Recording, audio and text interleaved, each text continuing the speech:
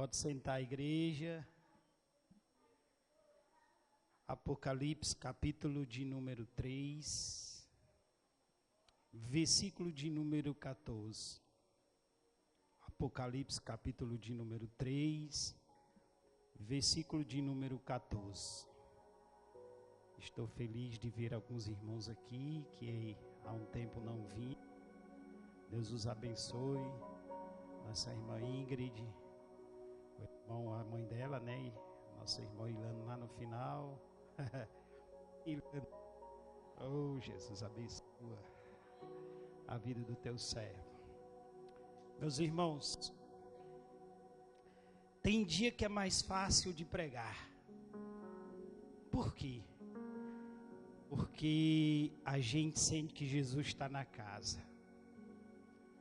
Há dias mais difíceis que outros dias. Há dias em que a gente percebe, não que ele não esteja em outros dias, mas com certeza que não existe parece. Com certeza Deus ele tem dias especiais. Ele reúne um povo, no qual ele quer falar com esse povo. E eu tenho certeza que Deus, através da tua santa e gloriosa palavra, ele falará com o seu povo. Eu estava preparando esse sermão e eu pensava e analisava durante esses 15 anos em que eu prego a palavra, eu ministro a palavra.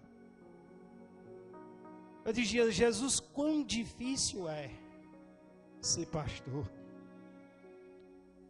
Por quê? Por que pastor? Porque o pastor é diferente do pregador. O pregador, ele não tem a responsabilidade. Ele vem aqui, prega e vai embora. Mas o pastor, ele tem uma responsabilidade. Por que é difícil? Porque é assim. O pastor, ele passa dias, meses, anos falando, pregando, ensinando, ministrando, mostrando o caminho. E daí, por alguma razão, algumas pessoas resolvem não dar ouvido ao que está sendo falado, não dar ouvido ao que está sendo dito. E daí, não permanece. Por que não permanece? Eles se diziam, mas eu digo já, eu mostro já na palavra, por que não permanece. Desviam-se, não ficam, enfraquece, vai-se embora, some-se da igreja. Daí ninguém vê mais. E depois, afastados, distanciados. A primeira coisa, quando encontra alguém, eles dizem, não, o pastor, ele não se preocupa comigo. Passamos um tempo inteiro diante de uma batalha, de uma retaliação, de um sofrimento, de uma preocupação de ensino, uma dedicação de mostrar o caminho como responsabilidade de um pastor. Só que não ouve, quando não se ouve, não permanece, porque a Bíblia diz que a árvore que ela não dá fruto, ela é cortada. E às vezes essas mesmas pessoas, irmão Socorro, que ouve, elas vão e dizem, o pastor é o culpado, não vem me visitar. Ou antes de se desviar, eles dão um trabalho, ficam retrucando, fazendo motim, quando não tem tempo de estar um na casa do outro, via WhatsApp. É a arma mais poderosa que podemos ter hoje, mas também a mais perigosa, porque, cuidado, já se encontra, já é possível. Aliás, há muito tempo mas agora eu fui que descobri, porque eu é que estou atrasado. É possível identificar mensagem apagada, viu? Mensagem enviada e apagada é possível ser identificada. Então, cuidado. Você pode olhar para quem está do seu lado e diga assim: cuidado com mensagens enviadas e depois apagadas. E eu sei o que estou dizendo aqui. Amém? Então, veja bem. Hebreus capítulo 10, versículo 26 em diante, diz assim para nós. Olha o que diz Hebreus 10, 26 em diante, diz assim. Põe na versão NVI, por gentileza. Porque se pecarmos deliberadamente, de forma voluntária, depois de recebermos o conhecimento da verdade que é a palavra, alguns não entendem que a palavra doutrina no original, ela significa a verdade. Então ele diz, depois se pecarmos, porque se pecarmos deliberadamente, depois de recebermos o conhecimento da verdade, já não resta o sacrifício pelos pecados. Passamos o tempo inteiro mostrando, dizendo, falando, às vezes sendo mal interpretado por quem ouve aquilo que estamos ensinando. A Bíblia diz que a candeia dos nossos olhos, a candeia do nosso corpo é os olhos. E aí a maldade é tão grande dentro do ser humano que ele não consegue enxergar um palmo diante do seu nariz. E aí, eu analisando, eu digo, Jesus, não vou mais falar sobre isso, me dá mensagens boas. Eu gosto, o povo gosta de coisas boas, que diga que vai prosperar, que vai ser abençoado. Isso aqui é bom, Jesus. Então, me ajuda. E daí, versículo 27, e daí eu entendi. Mas apenas um terrível juízo, ou uma expectativa de juízo, de fogo intenso, que consumirá os adversários de Deus. Porque toda pessoa que ele escolhe o outro lado, aquele que não escolhe estar com Deus, ele é alguém que é adversário. Ele passa a ser adversário. Versículo 28. Quem rejeitava a lei de Moisés morria sem misericórdia pelo depoimento de 2 ou 3 testemunhas. Quão mais severo castigo julgavam vocês merecer aquele que pisou o Filho de Deus? Considerou profano o sangue da aliança pelo qual ele foi santificado e insultou o Espírito da graça. Pois conhecemos aquele que disse: minha é a vingança, eu retribuirei, e também o Senhor julgará o seu povo. Eu disse: realmente, Jesus. E daí me debrucei sobre a palavra que irei ministrar agora, no qual se encontra em Apocalipse, capítulo de número 3, versículo de número 14. Você viu quão difícil é? Você já aconselhou alguém da sua casa, uma pessoa de próximo de você, já disse para ele: olha, esse caminho está errado, você não pode ir por aí, não vai, está errado, você vai se dar mal. Você já passou por essa situação? E depois, aquela pessoa que você lutou, pelejou, batalhou, ele mesmo assim, ele trilhou o caminho, só que lá na frente, ele se deu mal. Aí você diz assim: poderia ter ouvido o que eu estou falando, não teria entrado por este caminho. Eu estou querendo me ater no texto, mas eu estou conduzido pelo Espírito de Deus a lhe falar sobre isso. Eu vou já para o texto.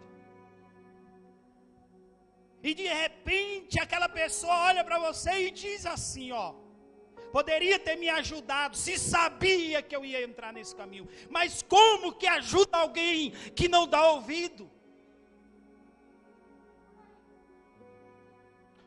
Como que você vai fazer algo por alguém que não quer ajuda?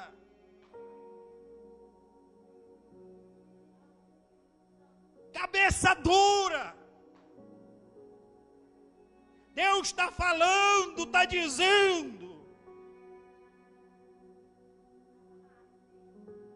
E eu vou entregar a profecia aqui essa noite.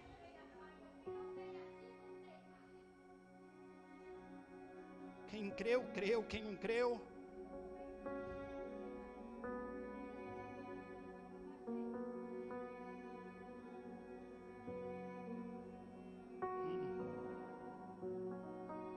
como que ajuda alguém? Aonde você está dizendo não vai, está indo. Cuidado, não vai.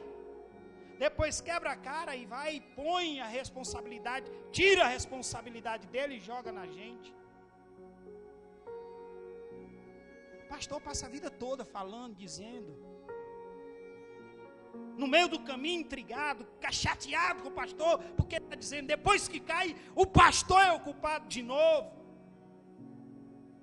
Ou talvez você esteja enfrentando, não com o pastor, mas com o teu pai, com a tua mãe, com um parente teu, alguém que te aconselhou. Vamos para o texto. Vamos para a Bíblia. Versículo 14 do capítulo 3 de Apocalipse diz assim: ao anjo da igreja em Laodiceia escreve. Observe que a carta ela foi direcionada ao pastor.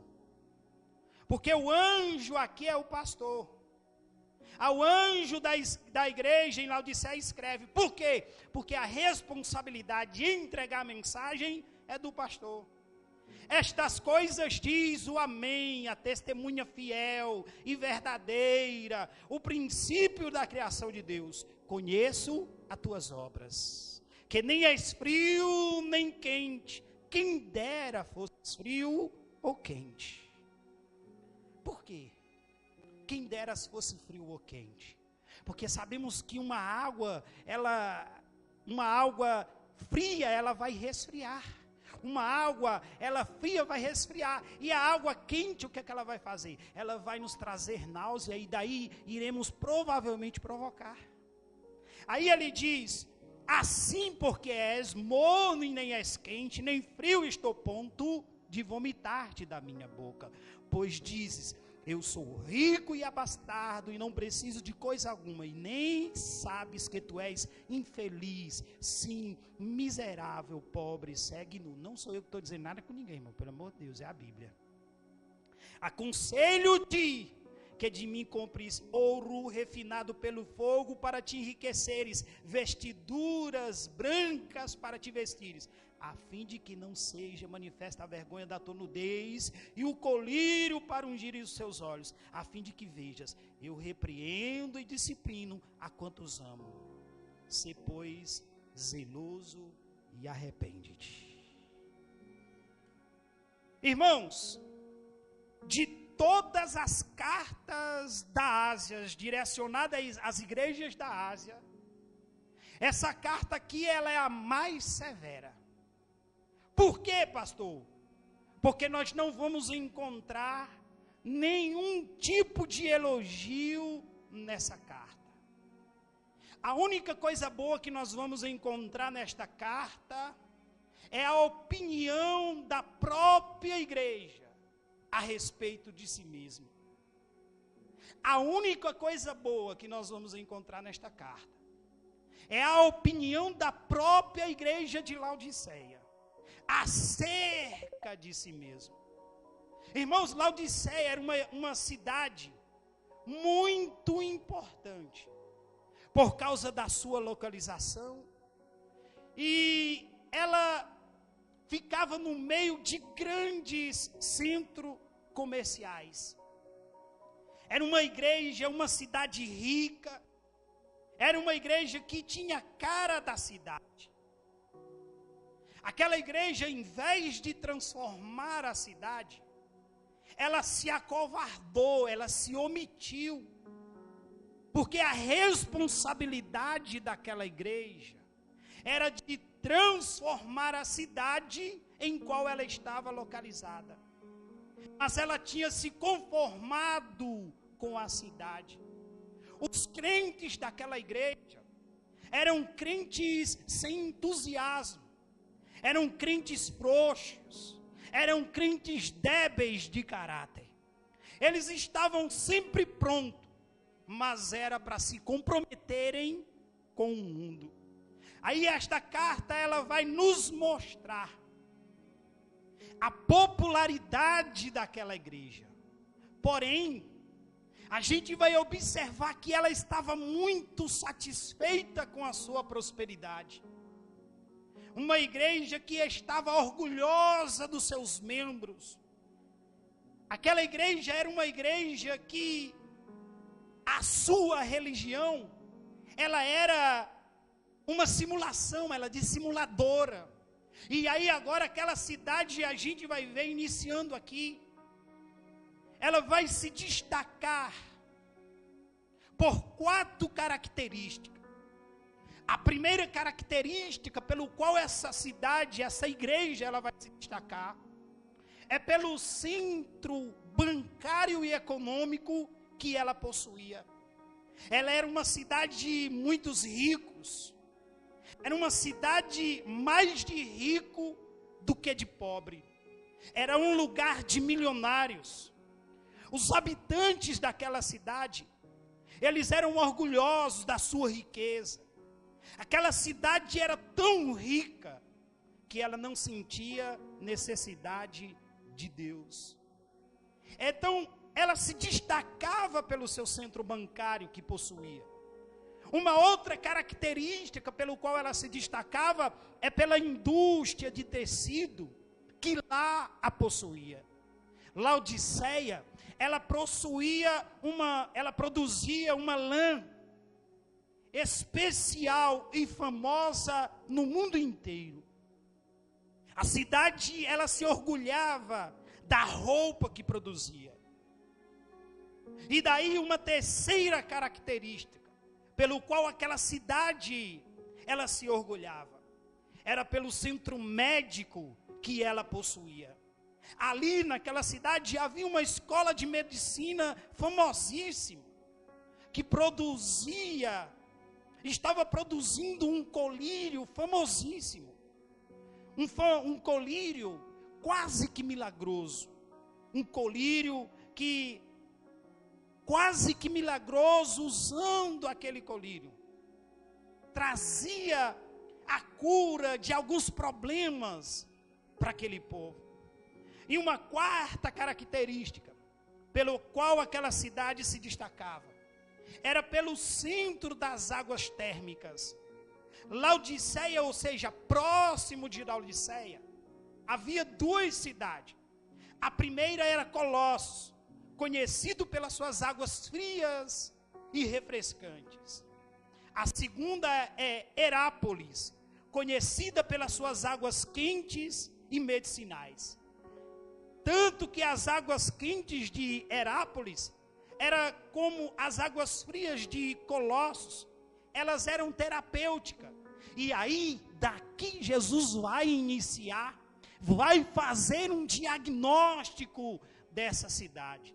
O primeiro diagnóstico que ele vai fazer dessa cidade, Jesus vai identificar o fervor espiritual daquela igreja.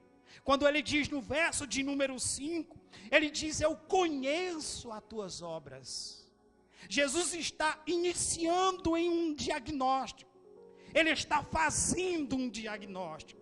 Quando ele diz: conheço as tuas obras. Nem és frio e nem quente. Quem dera foras frio ou quente. Na vida espiritual, há 3 temperaturas espirituais.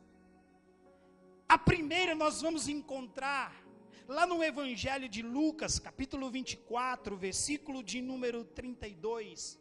Um coração ardente. Os discípulos estão indo a Emaús, e algo havia acontecido em Jerusalém. Estava tendo um alvoroço, todos falando acerca da ressurreição. E os discípulos estão caminhando, eles estão indo e falando dos acontecidos. Quando de repente Jesus aproxima-se daqueles 2 discípulos e começa a falar com eles. Os discípulos olham para ele e perguntam: por acaso você não sabe? Tu és o único que não sabe do que está sucedendo aqui?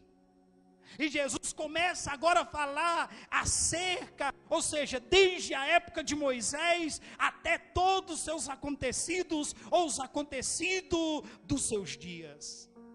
O versículo 32 diz assim: e disseram um para o outro: porventura não ardia em nós o nosso coração?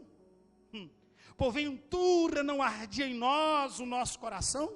Quando pelo caminho nos falava, e quando nos abria as Escrituras. Irmãos, cada um de nós aqui, nós temos um entendimento de quando Jesus fala conosco. Nós sabemos de quando Jesus fala conosco. Nós entendemos, compreendemos o que Jesus fala conosco. Alguém esses dias lá da Inglaterra mandou um áudio para mim e disse assim: pastor, eu queria que o senhor me tirasse uma dúvida. Eu disse: sim, meu filho, se eu puder eu vou lhe ajudar. Ele disse: é porque um pastor chegou para mim e me deu uma profecia, falou comigo acerca de algo, e eu não entendi muito bem. Eu disse: pronto, você já tem a resposta para você mesmo. Qual é a resposta?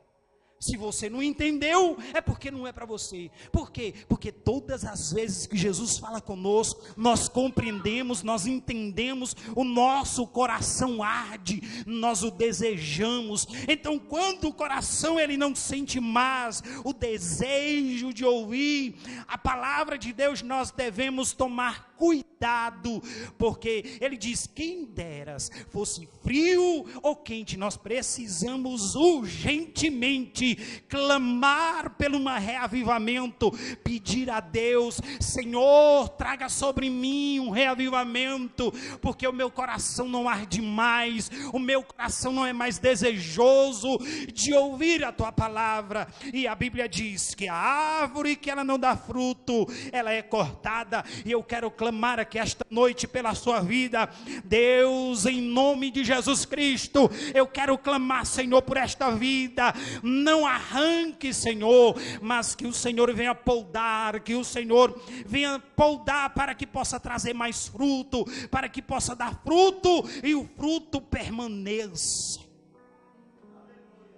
Esse é a primeira temperatura espiritual do nosso coração. É que quando Jesus fala, o nosso coração arde. Nós o sentimos ele falando, entendemos. E aqui vai um conselho: se Jesus falou com você, não deixe que o maligno arranque, roube a semente. A Bíblia diz que o mais importante é obedecer a Deus do que ao homem. Obedece a Deus. Se Deus te deu direção, siga a direção que Deus te deu. Ah, não, mas isso, mas aquilo. Não, ouça a voz de Deus, porque o Espírito de Deus te trouxe aqui esta noite para te dizer: ouça a minha voz, a voz que clama do deserto, endireitai os teus caminhos tortuosos, porque o Senhor fala contigo esta noite. Ele vai aplanar, ele vai tirar, em nome de Jesus. É a primeira temperatura. Os discípulos estão indo a Emaús. Jesus se aproxima por trás e começa a falar. Eles vão ceiar com Jesus. Quando eles ai meu Deus do céu, quando eles percebem que é Jesus, Jesus se retira. Deixa eu lhe dar um conselho: não deixe para perceber que foi Jesus que falou com você, depois de desviar, depois que, como alguns aí estão no mundo desviado, afastados. Não permita que isso aconteça. A Bíblia diz que eles sentam à mesa, e ao sentar à mesa, Jesus serve o pão, eles tomam a santa ceia com Jesus. Só que eles vieram perceber muito tarde. Meu Deus, como a misericórdia de Deus, ela é grande. Eu vejo pessoas, aí eu vou falar, Jesus, tanto faz gostar como não, tanto faz achar bom como não. Meu Jesus, eu vejo pessoas, passam a semana inteira ouvindo a palavra, quando chega no sábado, quando chega no domingo, eles vão se encher do seu bel prazer, das suas farras, das suas bebidas, das suas glutonarias, fazerem o que lhe apraz. Não faça isso em nome de Jesus. Eu vejo pessoas que passam a semana inteira ouvindo a palavra. Outros vêm até se ajoelhar. Aqui tem que estar falando é o pastor Venâncio, não é mais Deus não, é eu que estou dizendo. Mas estou dizendo convicto da palavra de Deus. Passa a semana se ajoelhando, a semana orando, mas não está vigiando. Quando chega no sábado, vai se encher do seu bel prazer.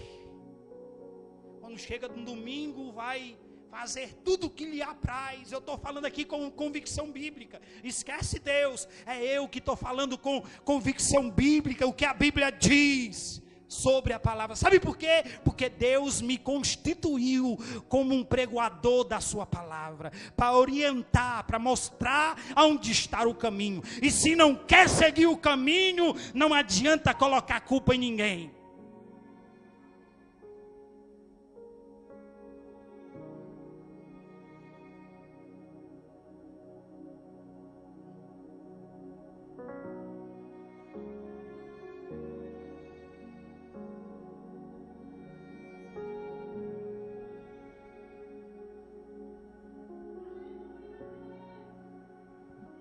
Se não quer se abraçar com Jesus, se abrace com o diabo.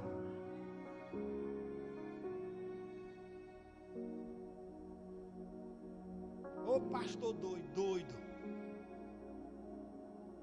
Segunda temperatura de um coração. Esse é frio. Mateus 24:12 diz assim: e por se multiplicar a iniquidade, o amor de muitos esfriará. Mas sabe o que é que eles dizem?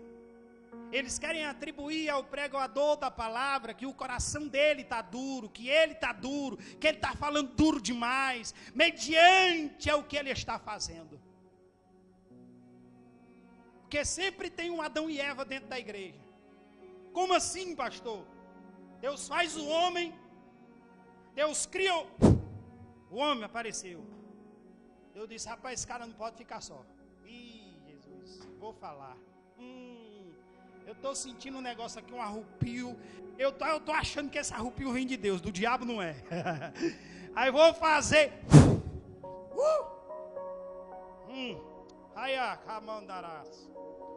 Vou fazer uma companheira. Aí Jesus dá a companheira para estar do lado.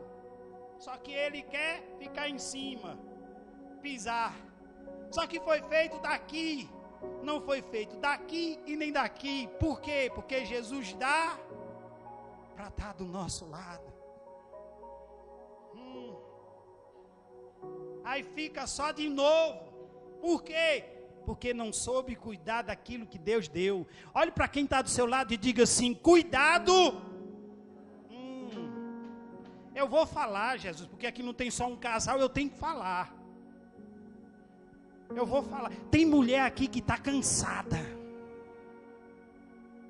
Tem mulher aqui que está cansada. Ela disse consigo mesmo: nem você, seu trouxa, me perdoe. Se não é para você, não leve para casa e nem fique com raiva. Mas é só para quem é. Tem mulher aqui que está dizendo: se ele fizer de novo, eu não quero mais. Ei, eu vou lhe dar um conselho. Mulher, ela gosta, ela ama, ela faz de tudo pelo camarada, até onde ela gosta. Depois que ela diz não, meu filho, aí você pode se arrastar, você pode virar uma cobra, você pode virar um carneiro, você pode virar o que você quiser. Depois que ela diz, está acabado e pronto, aí você vai ter que ir para o inferno.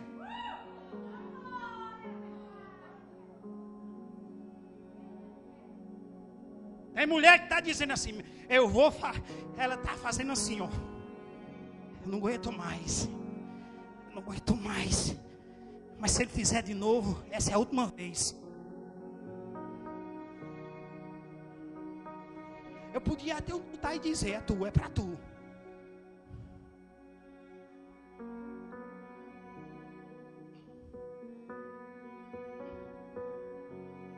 Aí outro dia, só o pastor que prega. Pois então vá ler Bíblia para você ler, vir pregar. Vá ler Bíblia. Aí eu deixo você pregar. Aí o cabo quer passar a noite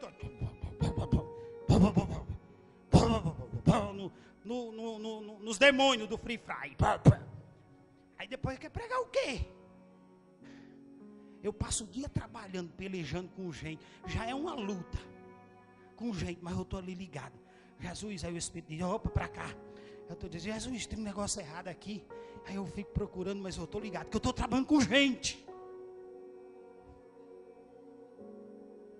Terceira temperatura de um coração. Terceira temperatura. Aí é aqui o versículo 3, capítulo 3, versículo 16. É um coração morno. Ele diz, porque és morno e não és frio nem quente. Vomitar-te-ei da minha.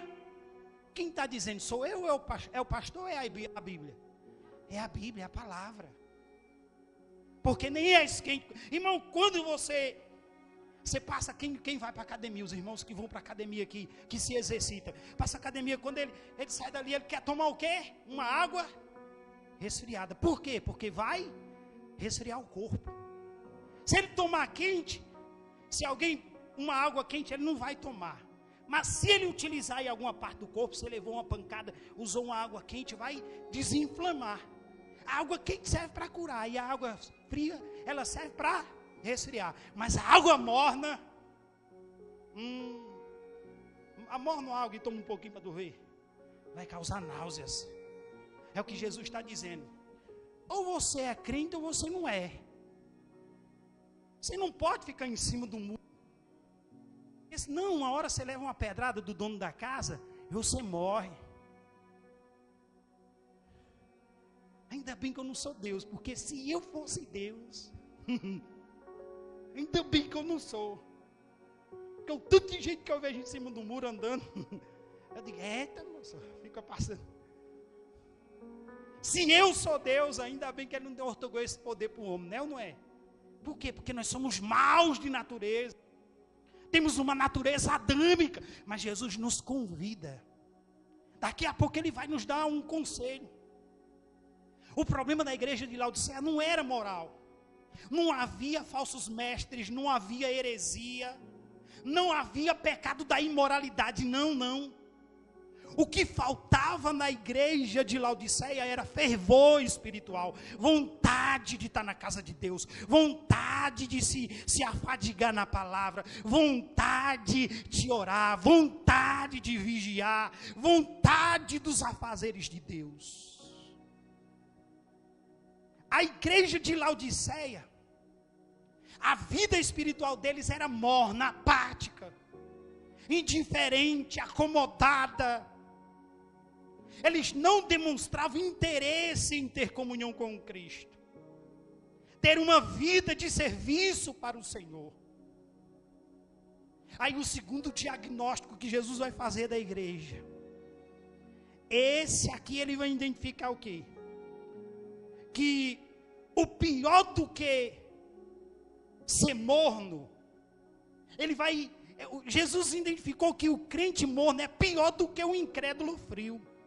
Olha o que ele diz no verso de número 15, quando ele diz, conheço as tuas obras, que nem és frio, nem quente. Quem dera, fores frio ou crente. Ele está dizendo que é melhor ser frio do que ser morno. É mais honroso ser um ateu declarado do que ser um membro incrédulo de uma igreja evangélica. Como é que eu estou ouvindo a palavra? Eu estou ouvindo o que está sendo dito na palavra, e eu não creio no que está sendo falado. Porque o sinal de que ela existe é a transformação das nossas vidas. Irmãos, é pior, é melhor ser um ateu declarado do que ser um membro incrédulo de uma igreja evangélica. E a queixa de Jesus contra os fariseus era contra a hipocrisia deles. Ou seja, uma pessoa morna é aquela que há diferença entre o que ela diz e o que ela pensa. Essa é a pessoa morna. Ela diz, eu creio em Jesus, mas é diferente do que ela pensa, do que ela faz. Então esse é o morno. Esse morno, ele é cego. A condição verdadeira dele é de cegueira.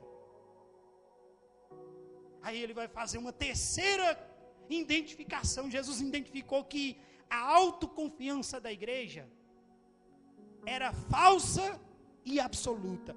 Olha o que ele diz no verso 17. Olha o que eles vão dizer. Vamos ler toda a igreja, agora nós vamos olhar. Versículo 17.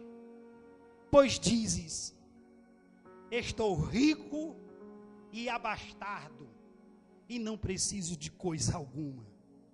E nem sabes que tu és um infeliz, ou que tu és infeliz. Sim, miserável, pobre, cego e nu. Todo dia eu tento conscientizar os meus filhos.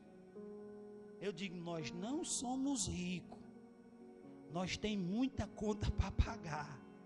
Eu sou endividado.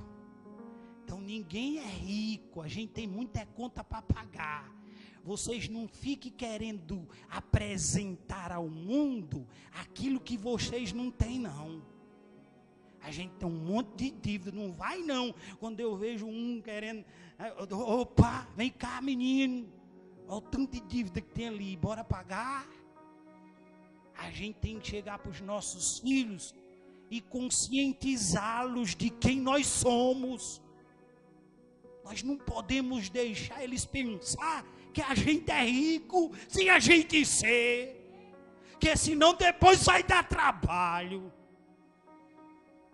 Tem que dizer para eles, meus filhos, papai está lutando, a mamãe está lutando, mas a gente tem um monte de conta para pagar.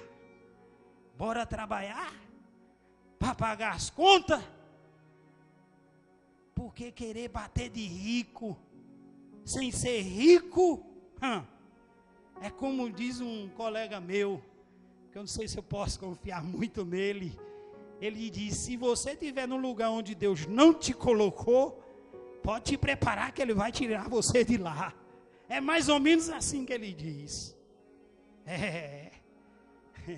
Você tem convicção que Deus colocou você, foi Deus? Então bata no peito e diga assim, foi Deus? Ah, você está com dúvida, então não foi não. Diga assim, foi Deus. Quem me colocou? Ah, tem muita gente com dúvida. Aonde eu estou? Diga, pelo amor de Deus, homem. Eu vou tirar sua dúvida hoje. Diga assim, foi Deus que me colocou aonde eu estou. Então pronto. Laodiceia se considerava rica, mas era pobre. Sardes se considerava viva, mas estava morta. Esmirna se considerava pobre, mas era rica.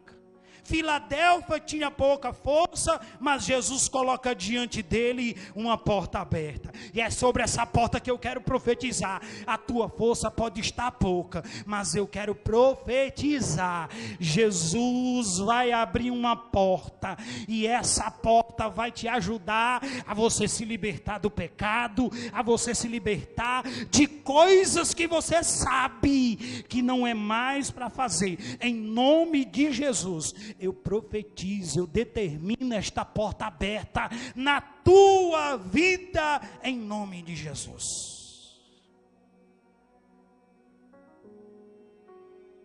A igreja era morna. Por quê, irmão? Porque era a ilusão que eles tinham acerca de si mesmos. Irmão, pensa no Iguatu top esse Iguatu. Pensa num povo top esse Iguatu. Um povo que pensa uma coisa de si mesmo, mas é outra. E irmão, eu gosto de ler a Bíblia, sabe por quê? Porque eu não preciso de revelação. Quando eu leio a Bíblia, ela me dá um autoanálise de quem sou eu, primeiramente, porque o profeta precisa primeiro se identificar, para depois ele identificar a vida dos outros. Ela me dá um autoanálise. Quem sou eu? Biblicamente falando, eu sou pobre, cego e nu, mas eu tenho um Jesus que pode abrir a porta para mim passar, e aqueles que me rejeitam, aqueles que zombam de mim, que falam de mim, que criticam de mim, que me calunia, vão ter que ver que Ele é na minha vida.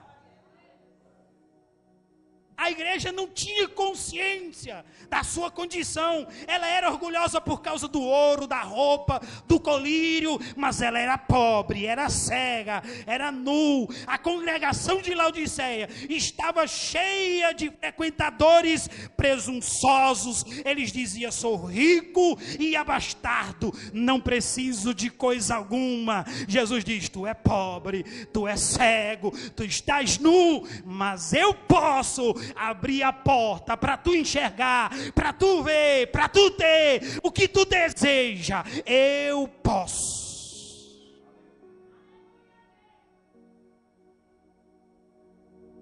Oh, meu Deus. Oh, Jesus. Meu Deus. Oh, não, essa não pode, Jesus. Cristo agora vai fazer um apelo para a igreja. Cristo. Oh, Deus. Oh, Jesus. É muito forte. Cristo faz um apelo à igreja. Versículo 18. Ele diz: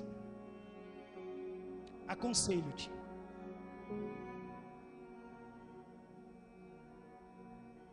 Aconselho-te. Eu ouço muita gente dizer que se conselho fosse bom, não se dava, se vendia. É interessante que uma certa feita, para você ver a importância do homem sábio, um pregador norte-americano, ele era pregador. E todas as vezes que ele subia ao púlpito para pregar, geralmente ele saía com dúvida daquilo que ele havia pregado. E aí ele resolveu contratar uma pessoa. Toda vez que ele ia pregar, ele colocava aquela pessoa ali, a pessoa sentava e ele pregava. Pregava. Quando terminava, aí ele perguntava para aquela pessoa: e aí, como que eu fui? O cara disse: é bom. Só que aí no dia a dia dele, ele também andava com essa pessoa. Para onde ele ia, aquela pessoa ia com ele. Ele ia ao supermercado, aquela pessoa ia com ele. Ele estava no trânsito, o cara estava com ele. Ele foi contratado apenas para observar quem ele era. Deu para entender aí? Você viu a importância? Ele contratou uma pessoa para saber quem ele era, se havia divergência no que ele falava e no que ele vivia. É algo muito sério. E aquela pessoa acompanhava ele por onde ele ia e dizia: olha, você precisa melhorar assim. Tem gente que não consegue ter uma pessoa dessa do seu lado minutos. Não, esse cara é muito chato. Essa pessoa é muito chata, não dá para... É entrão demais, gosta de se intrometer na minha vida. Porque são pessoas que não querem ouvir conselho. E agora Jesus, mediante ao diagnóstico que ele faz da igreja de Laodiceia, estou concluindo, ele vai dar um conselho, ele diz: aconselho-te. Agora observe que ele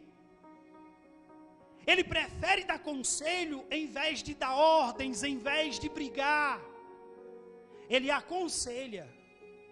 Conselho é melhor do que ordens. Conselho é melhor do que tentar forçar, do que tentar obrigar. É conselho. Aconselho-te. Ele poderia ordenar, sim ou não?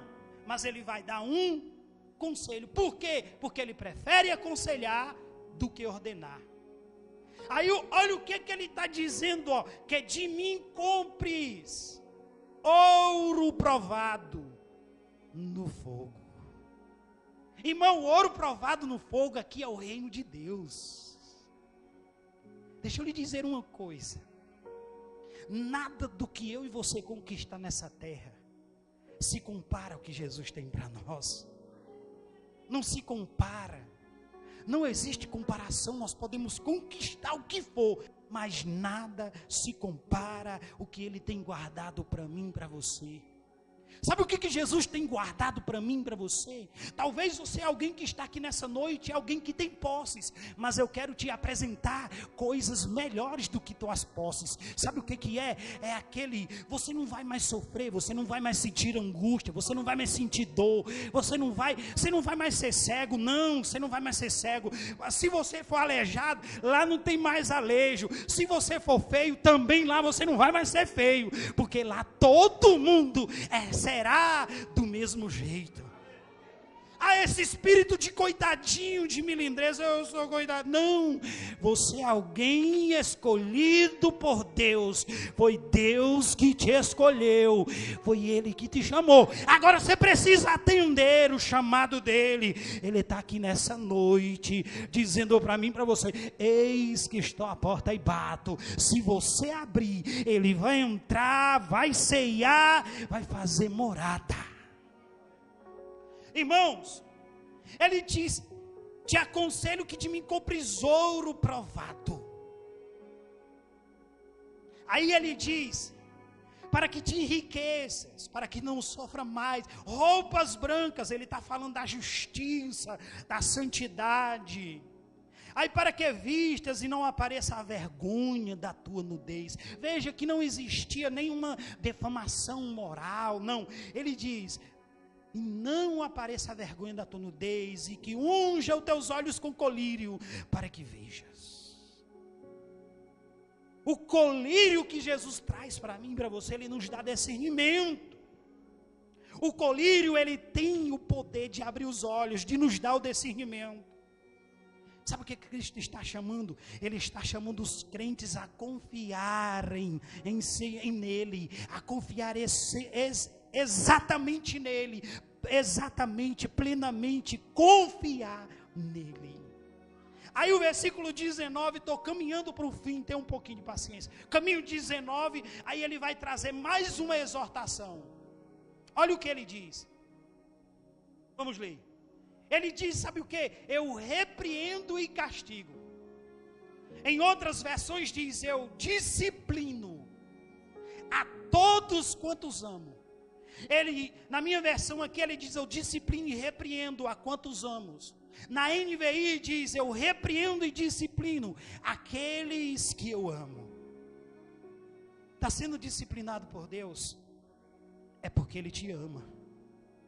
Está sendo chamada a atenção por meio da palavra, ou às vezes do pastor que conhece um pouco a palavra, é porque te ama. Quem ama corrige, quem ama disciplina. Quando você vê um pai que deixa o filho fazer o que quiser, por isso que eu gosto de criança, mas criança mal educada eu não gosto. É um escândalo para quem ouve, mas não gosto. Eu não gosto, não é da criança, é da mal educação. Você entendeu ou não? Será que vamos processar? Dá processo? Não, dá. Mas dá não. É de bacharel em direito, ele sabe. É porque está sendo filmado. Você vê um pai e uma mãe que deixa o filho fazer tudo que ele quer? Esse pai não ama filho, não. Porque o pai verdadeiro, ele repreende, ele corrige. Se você é alguém que bate o martelo, diz o que tem que fazer, faz o que quer, eu tenho uma notícia para você. Se não tem ninguém falando nada para você, porque você não tem ninguém que te ama. Ou então você já virou Satanás dentro da sua casa, E ela também está endemoniada e não consegue expulsar Beelzebu por Beelzebu.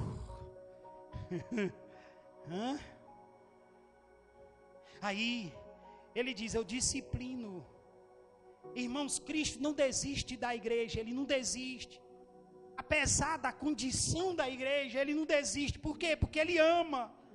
Ele está revelando o juízo, mas Ele está demonstrando misericórdia.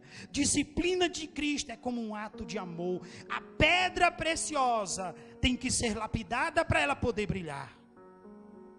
A uva, ela precisa ser prensada para ela produzir vinho. Arrepende-se e dá. Arrepende-se. Verso 20. Agora eu encerro. Verso 20. Ele vai convidar a igreja para uma comunhão profunda. Quando ele diz, eis que estou à porta e bato. Ele está chamando, Ele está convidando. Vem cá, se alguém ouvir a minha voz e abrir a porta, entrarei em sua casa e com ele cearei e ele comigo. Irmão, não tem coisa melhor.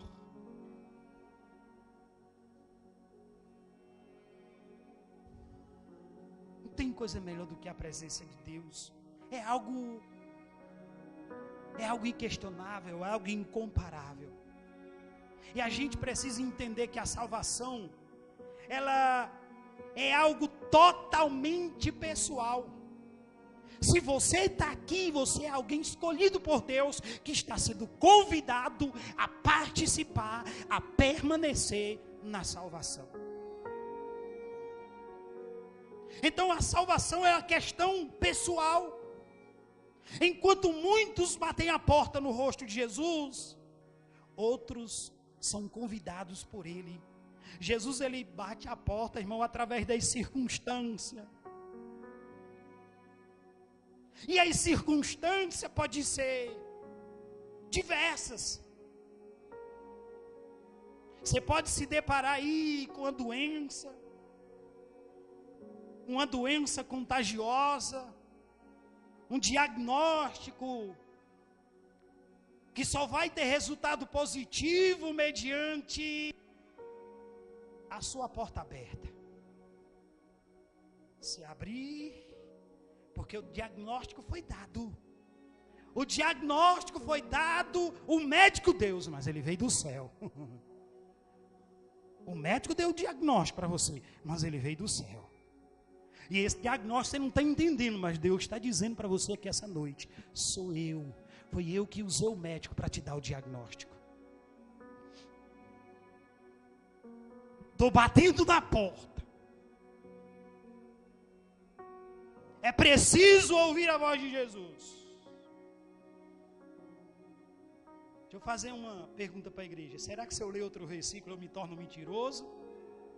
Posso ler mais um e a gente conclui? Eu estou só dizendo, vou terminar, não estou mentindo, não estou terminando, estou acabando que mentindo. Mas eu posso ler mais um? Garanto que nesse eu termino.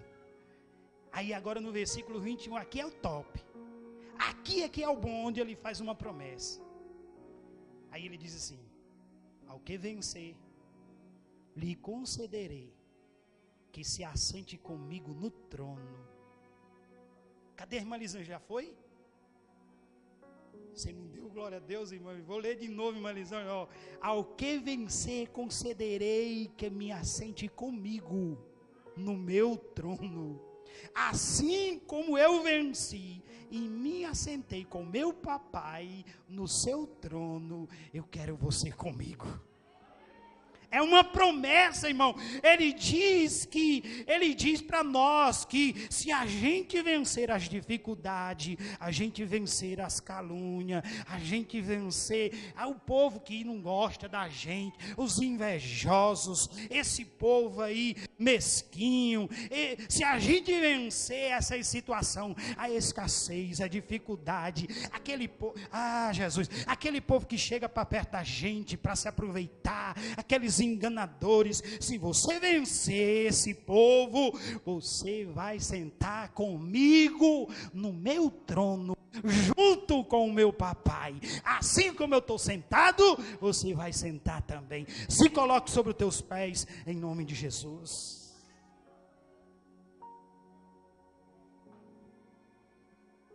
Aí ele diz: ouçam,